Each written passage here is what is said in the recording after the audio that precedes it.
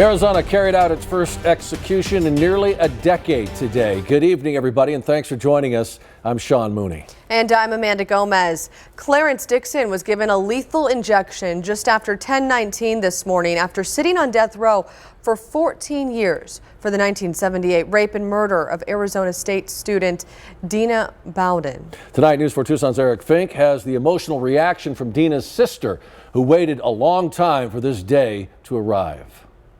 According to the Arizona Department of Corrections, Clarence Dixon's execution took a matter of minutes, much different than the last execution in Arizona in 2014 when it took Joseph Wood 2 hours and 15 injections to die.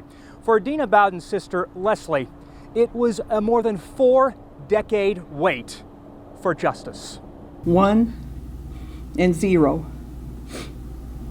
The number of sisters I had up until and after January 7th, 1978, and now. Leslie James has carried with her an unimaginable grief for 44 years. This is finality for this process, and it's relief. It was way too long. This process was way too long. Clarence Dixon died by lethal injection Wednesday morning. After the cocktail entered his system, it took 11 minutes. 3 minutes after the drug started going in, his mouth fell open and he appeared to stop breathing.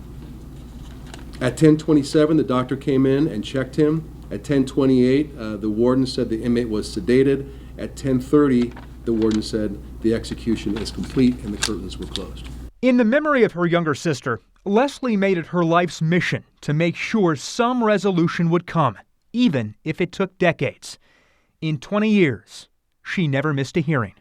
While a conclusion to this case seemed out of reach for many years, Leslie never gave up seeking justice for Dina. I have just one request of you. All my mom ever wanted was that people would remember Dina. Please remember Dina Lynn Bowden. The next scheduled execution in Arizona is set for June 8th of death row inmate Frank Atwood. Back in 1987, he was convicted of the 1984 murder of 8-year-old Tucson girl Vicki Lynn Hoskinson. Atwood has a clemency hearing set for May 24th.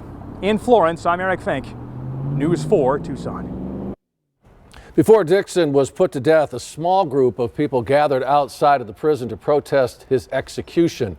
Among them, a Tucson woman who made the drive up to Florence to make sure her voice was heard. I don't know the gentleman personally that is being killed, but I am strongly opposed to the death penalty. I don't think taking a life is proving anything. Those activists tell us they also plan to be out protesting next month's scheduled execution of Frank Atwood.